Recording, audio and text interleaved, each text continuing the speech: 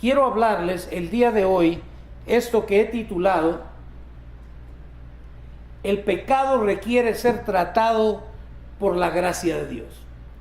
El pecado requiere ser tratado por la gracia de Dios.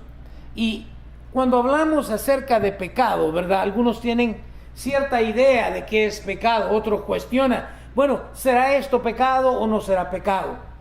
¿Qué es en realidad el pecado? Déjenme ponerlo de esta forma. Pecado es todo lo que se opone claramente a la palabra o a la voluntad moral de Dios. Todo aquello que se oponga, claramente a la palabra de Dios o a la voluntad moral de Dios es pecado. Que no le digan, que no le cuenten, porque están inventándose un montón de cosas.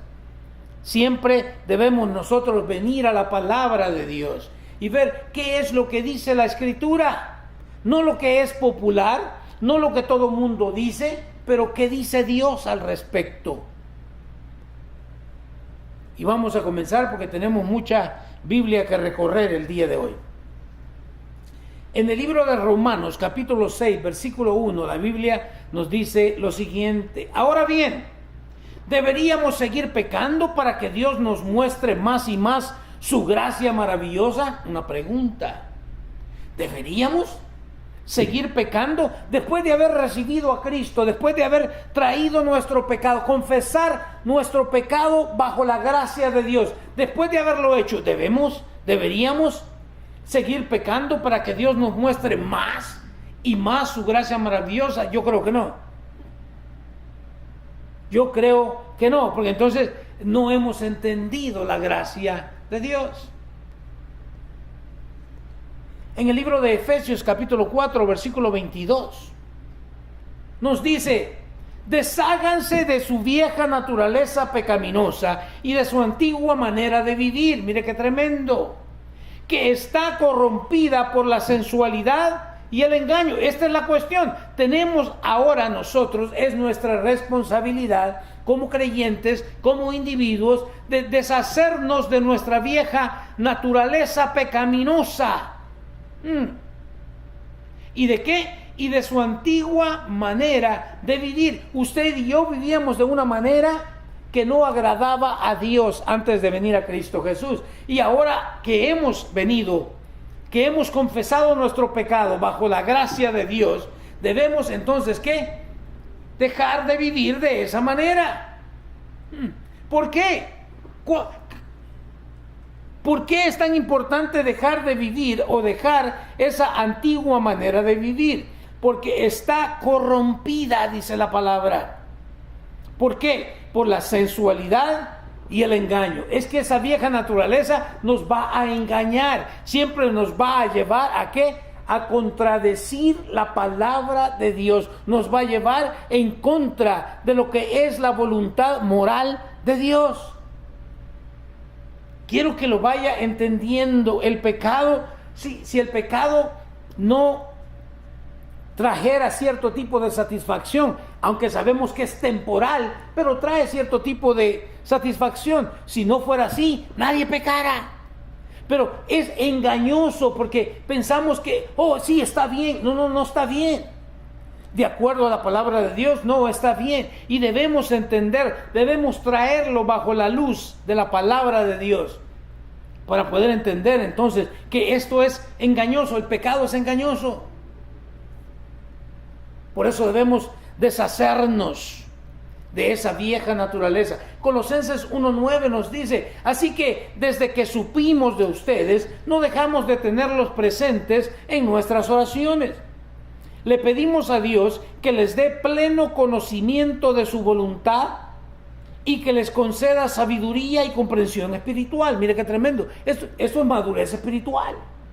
¿Qué es madurez espiritual? Es que es pleno conocimiento de la voluntad de Dios. ¿Sabemos cuál es la voluntad de Dios? ¡Wow!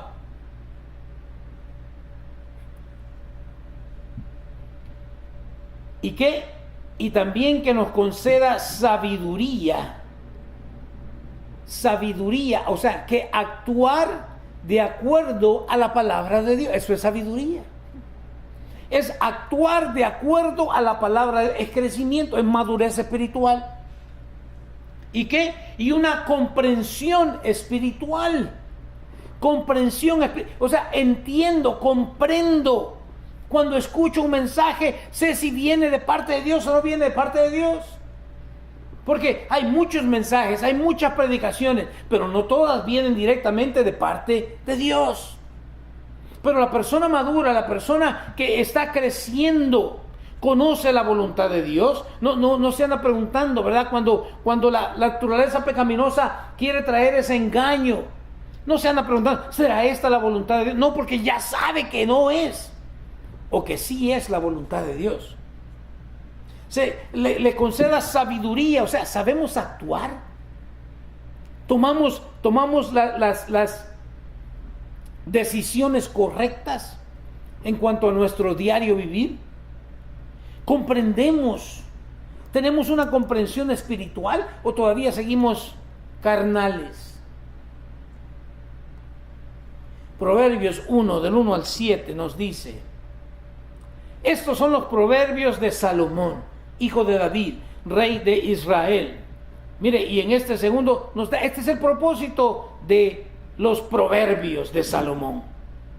El propósito de los proverbios es enseñar sabiduría y disciplina. Tremendo.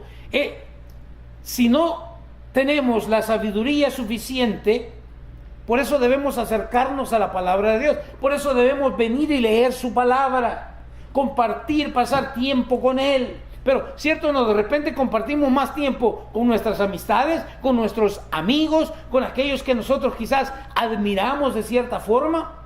Pero ese ejemplo no necesariamente, o ese consejo que vamos a recibir de parte de ellos, no necesariamente quiere decir que venga de la palabra de Dios.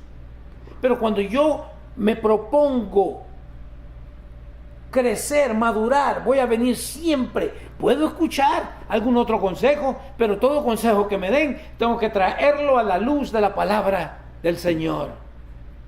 El propósito de los proverbios es enseñar sabiduría y disciplina, porque necesitamos disciplina.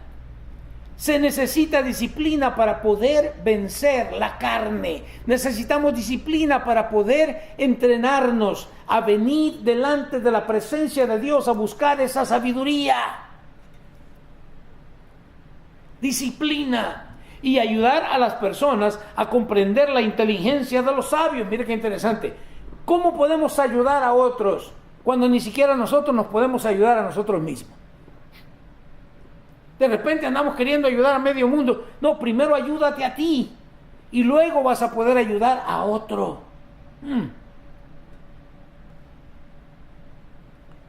Sigue el versículo 3 de Proverbios 1.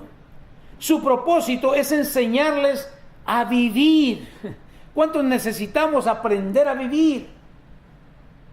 ¿Una vida qué? Una vida disciplinada y exitosa. Mire qué tremendo. Una vida disciplinada y exitosa.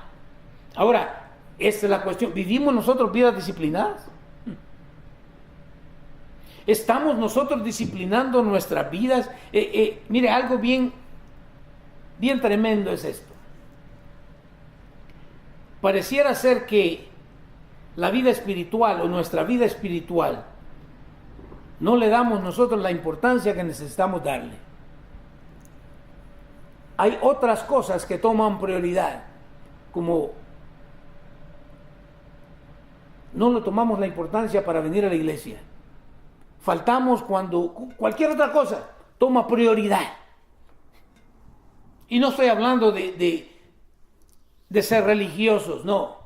Yo creo en que de repente hay que tomarse unas vacaciones e ir a disfrutar con la familia. Pero estoy hablando cuando nosotros no nos importa nuestra vida espiritual y dejamos de ir a la iglesia por cualquier motivo. ¿Por qué? Porque no tenemos o no llevamos una vida disciplinada. Pero queremos éxito, pero no queremos la disciplina. No funciona así. Hable usted con cualquier persona que tenga éxito en cualquier área y usted se va a dar cuenta que para lograr ese éxito tuvo que disciplinarse.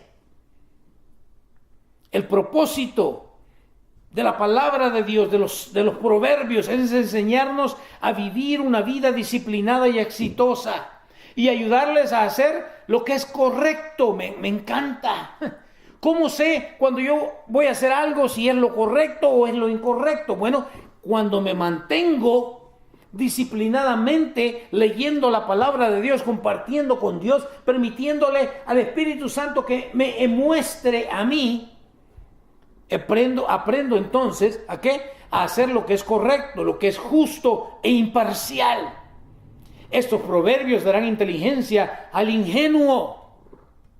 Y me encanta cómo lo pone, ¿verdad? Porque ingenuo, conocimiento y discernimiento al joven. Cómo necesita el joven discernimiento, conocimiento, porque de repente creemos que ya lo sabemos todo, ¿verdad? En esos días de mocedad, en la juventud, ya no queremos escuchar ningún consejo de los viejos, porque ya están viejos. ¿Qué saben los viejos? Versículo 5. Que el sabio escuche estos proverbios y se haga aún más sabio. Mira qué excelente. O sea que no importa qué edad tengamos, debemos de escuchar esto para aumentar más nuestra sabiduría. Que los que tienen entendimiento reciban dirección. El estudiar el significado de estos proverbios y estas parábolas, las palabras de los sabios y sus enigmas. ¡Wow! El gran enigma, ¿verdad? Parece ahora muy común que, pareciera hasta una moda de que se esté falleciendo tanta. Todo el mundo fallece todos los días, yo quiero que usted lo sepa. Pero de repente, como que ahora estamos escuchando más gente que nosotros conocemos.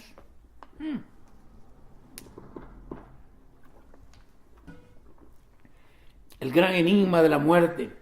Estuve en un servicio fúnebre el viernes y alguien me hacía la pregunta y digo, yo me puse a pensar, ¿y cuántos de nosotros todavía también estamos con esa pregunta? ¿Qué pasará? Oiga, era un funeral cristiano y un cristiano me estaba preguntando, ¿qué pasa cuando morimos nosotros? Me quedé yo, ¿de veras? ¿Me estás haciendo esa pregunta? ¿Por qué? Porque aún como creyentes todavía no hemos entendido. Hello. ¿Será que vamos directamente a la Ese es otro tema, vamos a predicar acerca de eso un día de estos. Pero quiero que lo entiendan. Pero ¿cómo puede ser posible que tenemos 35, 40, 50 años en el Evangelio y no sepamos qué es lo que la Biblia enseña? Versículo 7. El temor del Señor es la base del verdadero conocimiento. Me encanta. El temor del Señor, el temerle a Dios. Quiero que lo entienda. La Biblia dice que los demonios creen y tiemblan. Pero cuando hablamos del temor al Señor, estamos hablando de le tememos, pero porque vamos a obedecerle, no por un castigo que vayamos a recibir. El temor del Señor es la base del verdadero conocimiento, pero los necios desprecian la sabiduría y la disciplina. Y quiero que lo entiendan. Si nosotros no hemos entendido que debo aprender a disciplinar mi vida para llevar una vida devocional con Dios, ¿vengo a ser qué? Un necio. ¿Por qué? Porque estoy despreciando la sabiduría de Dios. Estoy despreciando el consejo de Dios. Y déjeme recordarle bien sencillamente qué fue lo que hicieron el hombre y la mujer en el jardín del Edén. Despreciar la sabiduría de Dios. No coman de este árbol. Pueden comer de todo árbol, menos de este. ¿Pero qué dijeron? No, vamos a hacer lo que nosotros queremos. Porque a nosotros la culebra, la serpiente nos dijo que este parecía mejor, se mira mejor, vamos a adquirir más conocimiento, más sabiduría, vamos a ser iguales que Dios. Despreciaron lo que Dios había dicho y se metieron en problemas. Y metieron en problemas a toda la humanidad. Pensemos un ratito. El temor al Señor es la base del verdadero conocimiento, pero los necios desprecian la sabiduría y la disciplina. En el libro de Salmos 119, del 1 al 9, nos dice: felices son los íntegros. Escucha esto, felices son los íntegros. Cuando hablamos de integridad, es que no hay ninguna otra cosa más mezclada ahí, ¿verdad? Es solo una cosa. Y al examinar nuestra vida nos damos cuenta, por eso es que tal vez no somos felices, porque no somos íntegros. Felices los íntegros, los que siguen las enseñanzas del Señor. Y a veces miramos y escuchamos esto y decimos, no, pues, eso es lo que pasa, pues, que a veces fracasamos porque no seguimos las enseñanzas de Dios. Felices son los que obedecen sus leyes y lo buscan con todo el corazón. ¡Wow! Y decimos, sí, a veces no está todo mi corazón en mi búsqueda a Dios. Está dividido. Versículo 3. No negocian con el mal y andan solo en los caminos del Señor. ¿Ya se dio cuenta de algo? Estamos descalificados todos. Por eso no somos felices. ¿Cuántas veces negociamos nosotros con el mal? Para que lo entienda, ¿cuántas veces resbalamos? Nos has ordenado que cumplamos cuidadosamente tus mandamientos. Versículo 5. Oh, cuánto deseo que mis acciones sean un vivo reflejo de tus decretos. Sigamos leyendo. Versículo 6. Entonces cuando hagamos todo esto, entonces no tendré vergüenza cuando compare mi vida con tus mandatos. ¿Quieres compararte algo? Ahí está, compáralo con la Biblia. No te compares con otro que está peor que tú. Entonces no tendré vergüenza cuando compare mi vida con tus mandatos. A medida que aprendo tus justas ordenanzas, te daré las gracias, viviendo como debo hacerlo. Me encanta. Muchos de nosotros somos mal agradecidos con Dios. Nunca le damos las gracias a Dios.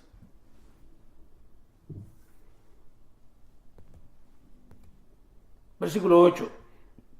Obedeceré tus decretos. Por favor, no te des por vencido conmigo. Ahí sí entramos todos, robándole a Dios. Por favor, no te des por vencido conmigo.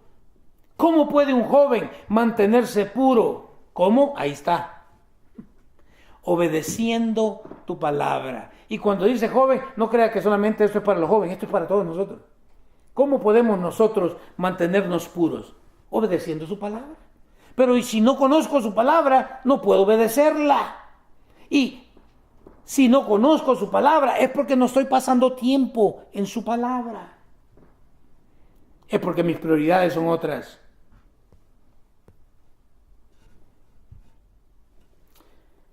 Encuentro yo que hay dos grandes problemas que enfrentamos mientras intentamos apropiarnos de la madurez cristiana. Dos grandes problemas que usted y yo enfrentamos al intentar apropiarnos de la madurez cristiana. ¿Qué es lo que Dios desea? Que nos apropiemos de esta madurez cristiana. Veamos cuál es. Número uno,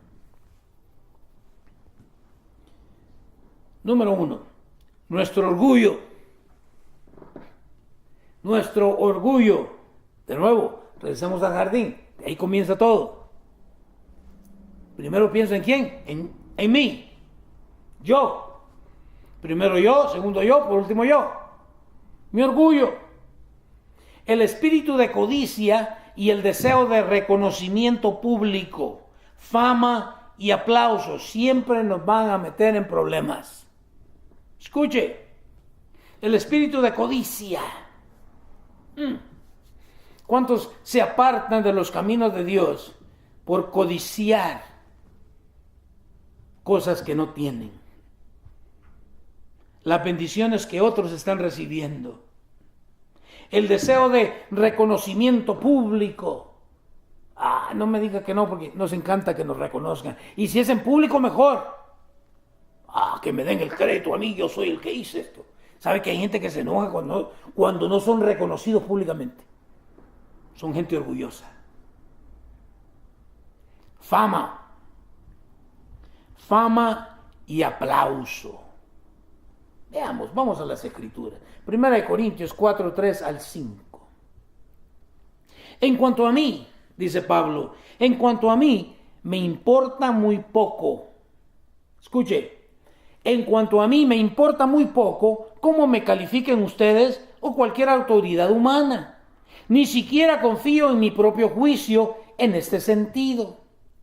Tengo la conciencia limpia, pero eso no demuestra que yo tenga razón. Es el Señor mismo quien me evaluará y tomará la decisión. ¡Wow! Por eso no tengo que estar preocupado de qué piensa la gente de mí. Tengo que preocuparme más bien de que un día voy a estar delante de la presencia de Dios y Él va a ser el que me va a evaluar y va a tomar entonces la decisión. Así que no juzguen a nadie antes de tiempo, es decir, antes de que el Señor vuelva. Pues Él sacará a la luz nuestros secretos más oscuros. Mira qué tremendo. Porque sabe que podemos servir a Dios con motivos medio raros. Podemos nosotros estar aquí, pero en realidad estar en otro lado.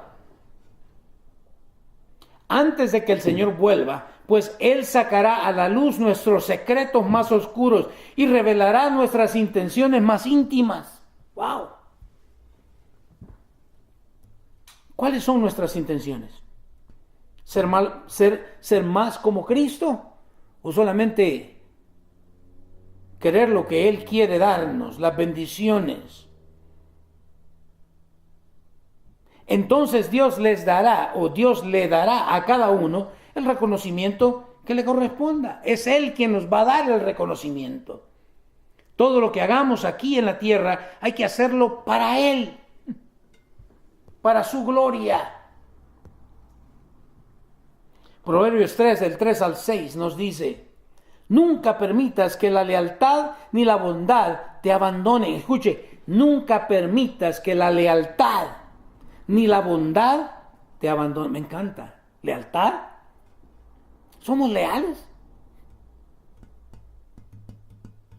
Comencemos por casa. ¿Estamos siendo leales a nuestro matrimonio? ¿Somos leales en cuanto a nuestras amistades?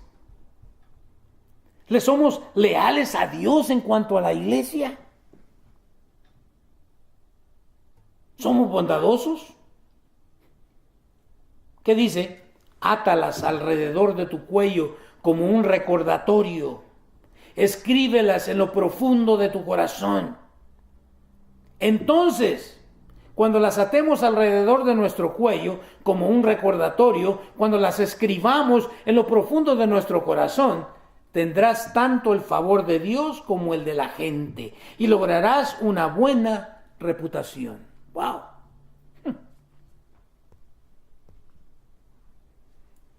5. Confía en el Señor con todo tu corazón. No dependas de tu propio entendimiento. Busca su voluntad en todo lo que hagas. Me encanta. Busca su voluntad en todo lo que hagas y Él te mostrará cuál camino tomar.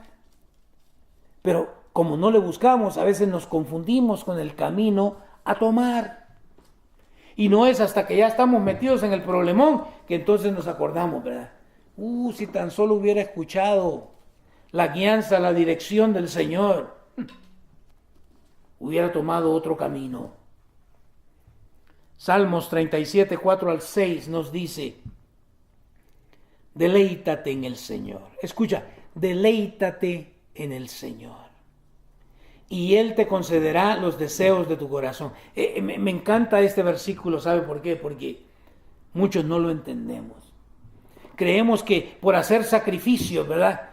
Igual que el pueblo judío, por andar quemando un montón de animalitos, ya creemos que con eso ya cumplimos con Dios. No, deleitarse con Dios es obedecer su palabra. Deleítate en el Señor y Él te concederá los deseos. ¿Cuáles son los deseos de tu corazón? Entrega al Señor todo lo que haces. Confía en Él. ¿Y qué dice? Y Él te ayudará. Él hará resplandecer tu inocencia como el amanecer, y la justicia de tu causa brillará como el sol de mediodía. Excelente. Pero hay que deleitarnos en el primero. Segundo problema. No solamente es el orgullo, el espíritu de la codicia, el deseo de reconocimiento público, la fama, el aplauso, sino que la vara de medición del hombre y la escala de valores. Escuche, la vara de medición del hombre. ¿Cómo mide el hombre? Le dije la semana pasada, comencé diciéndole que de acuerdo al estándar del mundo, Jesucristo fue un fracaso. Pero cómo nos encanta seguir usando la misma vara del mundo para medirnos. La escala de valores, pareciera que los valores del mundo pesan más que los valores de Dios. Ahora, déjeme decirle, esto siempre ha sido un problema, incluso en la iglesia. Lo podemos ver en 1 Corintios, capítulo 3 y 4, en 2 Corintios, igualmente, 10 al 12. Pareciera que se ha convertido en un problema mucho más grave en nuestros días debido a los medios de comunicación modernos, a la gran notariedad que reciben los hombres con tanta frecuencia. Hay tantos expertos el día de hoy, ¿verdad? Nos enfrentamos al síndrome de la superestrella. Y la gente comienza a comparar a sus líderes y a sus iglesias con aquella superestrella. La vara de medición que usan no está ni cerca de la palabra de Dios, sino que es la del mundo.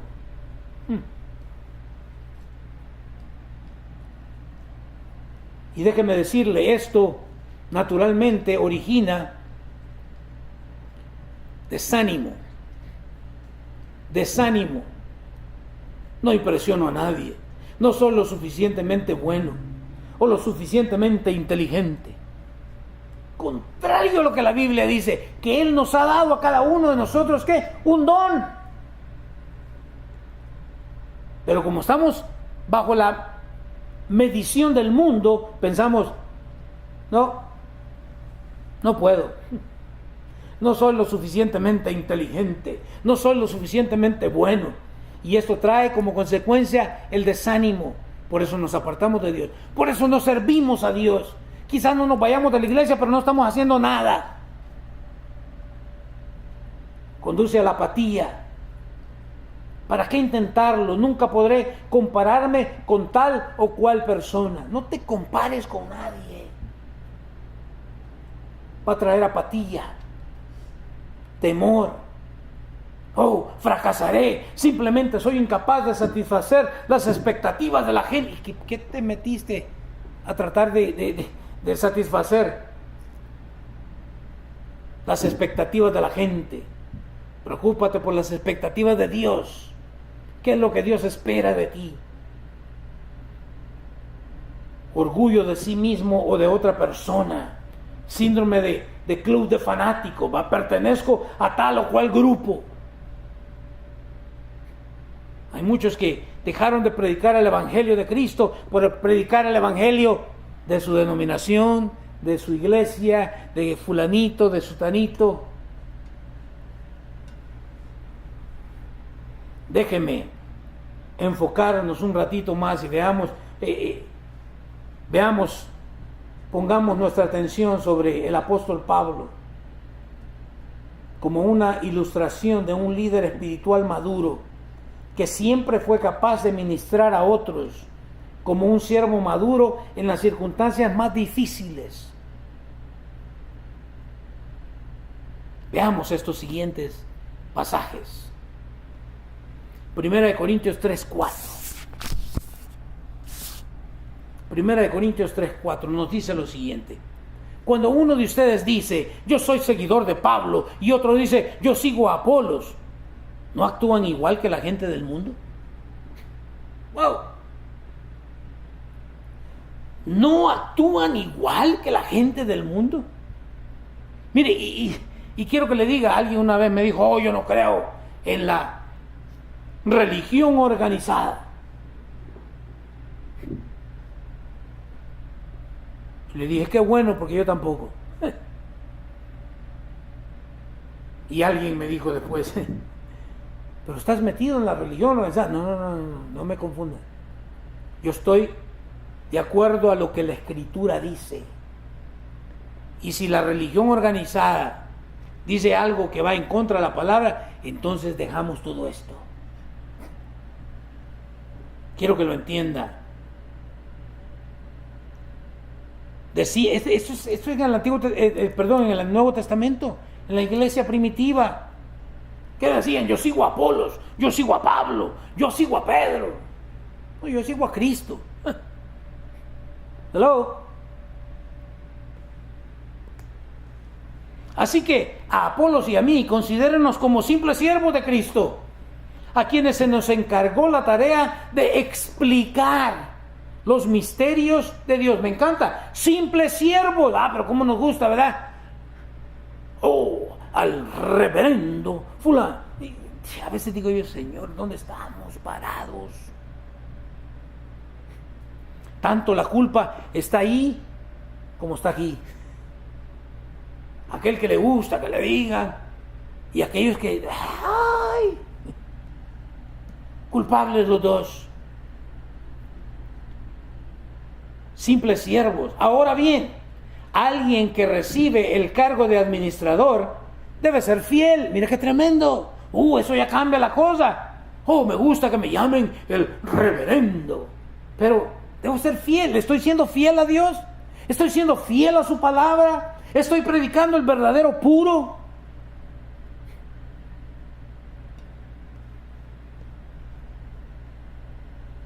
Número 3. En cuanto a mí, me importa muy poco cómo me califiquen ustedes o cualquier autoridad humana. Ni siquiera confío en mi propio juicio en este sentido. Tengo la conciencia limpia, pero eso no demuestra que yo tenga razón. Es el Señor mismo quien me evaluará y tomará la decisión. Así que no juzguen a nadie antes de tiempo, es decir, antes de que el Señor vuelva, pues Él sacará a luz nuestros secretos más oscuros y revelará nuestras intenciones más íntimas. Entonces Dios le dará a cada uno el reconocimiento que le corresponda. Amados hermanos, puse el caso de Apolos y el mío propio como ilustración de lo que les vengo diciendo. ¿Qué es lo que vienes diciendo, Pablo? Si prestan atención a lo que les cité de las Escrituras, no estarán orgullosos de uno de sus líderes a costa del otro. ¡Wow! ¿Cuál fue el versículo que aprendimos? ¿Se acuerdan? Yo planté la semilla, Apolos la regó. Pero ¿quién es el que da el crecimiento? Es Dios. Así que ni Apolos ni Pablo. Dios. Versículo 7. Pues ¿qué derecho tienen a juzgar así? ¿Qué tienen que Dios no les haya dado? ¡Wow! Y si todo lo que tienen proviene de Dios, ¿por qué se jactan como si no fuera un regalo? Ustedes piensan que ya tienen todo lo que necesitan. Creen que ya son ricos. Hasta han comenzado a reinar sin nosotros en el reino de Dios. Yo desearía que en verdad ya estuvieran reinando, porque entonces nosotros estaremos reinando con ustedes. A veces pienso que a nosotros los apóstoles Dios nos puso en exhibición como prisioneros de guerra al final del desfile del vencedor, condenados a muerte, Nos hemos convertido en un espectáculo para el mundo entero, tanto para la gente como para los ángeles. ¡Mire qué tremendo! ¡Uy, no predique de eso, hermano, por favor! Dígame qué tan bonito soy, qué bonito. ¿Qué dice? A veces pienso que a nosotros los apóstoles Dios nos puso en exhibición como prisioneros de guerra. Nos hemos convertido en un espectáculo para el mundo entero, tanto para la gente como para los ángeles. Nuestra entrega a Cristo nos hace parecer, ¿qué? Tontos. ¡Wow! ¿Qué pasó, Pablito? Sí, es que eso de que entregarse todo, ese es tonto, qué tonto este. Y el mundo piensa, es lo que piensa el mundo de nosotros. ¿Qué dice? En cambio, ustedes afirman ser tan sabios en Cristo. Nosotros somos débiles, pero ustedes son tan poderosos. A ustedes los estiman, a nosotros nos ridiculizan. Incluso ahora mismo pasamos hambre y tenemos sed, y nos falta ropa para abrigarnos. A menudo somos golpeados y no tenemos casa.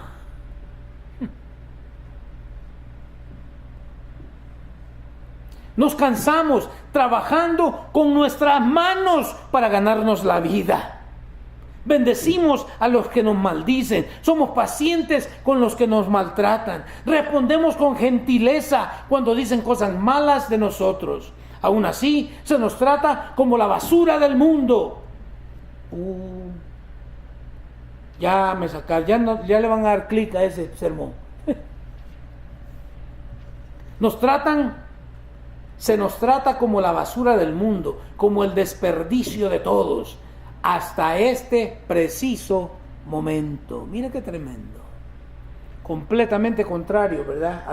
A la vara de medición del hombre y a la escala de valores del hombre. Entre más tienes, más vales. Mentira. Wow. No se preocupen. No nos atreveríamos a decir que somos tan maravillosos como esos hombres que les dicen qué importantes son ellos. Pero solo se comparan el uno con el otro, empleándose a sí mismos como estándar de medición. ¡Qué ignorantes! Nunca te compares con nadie más. Mejor ven y compárate con la palabra y vas a ver que te queda muchísimo más para crecer, para madurar, para disciplinar tu vida.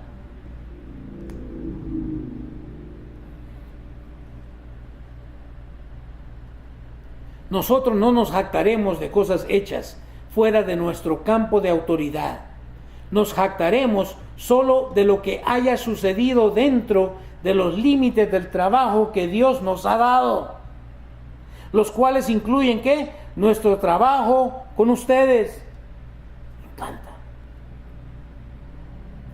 No traspasamos esos límites cuando afirmamos tener autoridad sobre ustedes, como si nunca hubiéramos ido a visitarlos, pues fuimos los primeros en viajar hasta Corinto con la buena noticia de Cristo.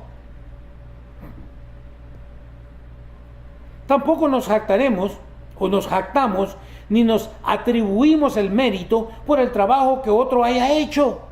¡Wow! De repente ahora unas grandes iglesias y usted se da cuenta, ¿de dónde llegó toda esa gente? De otras iglesias. Jactándose por el trabajo de otro. En cambio, esperamos que la fe de ustedes crezca. Me encanta.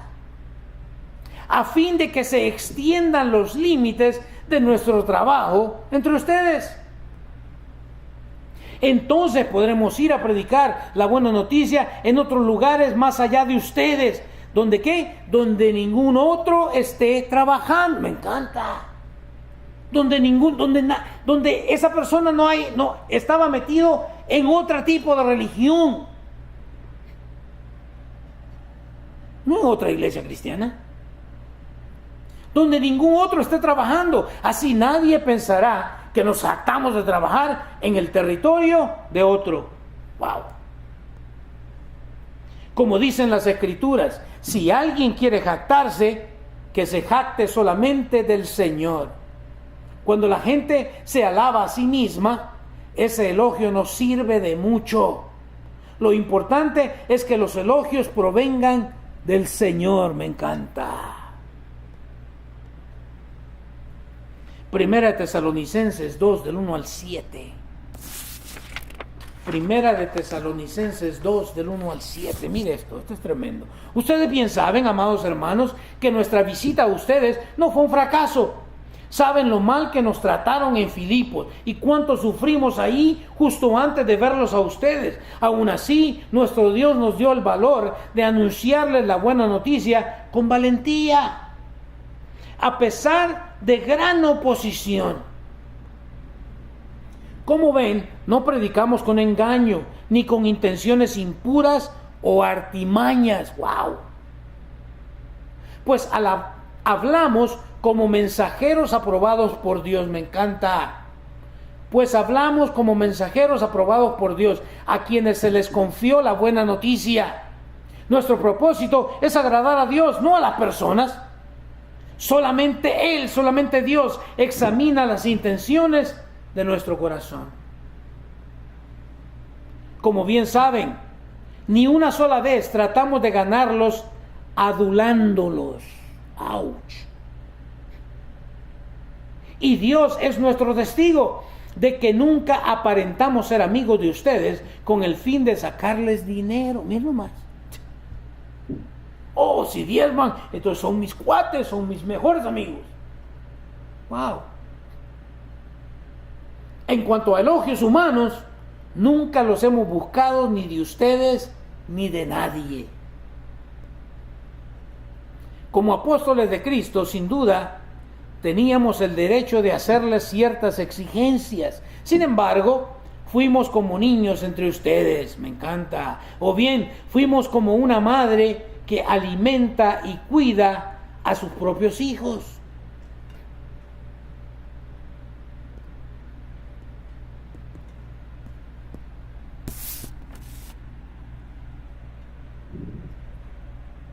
Quiero que lo entienda. Necesitamos traer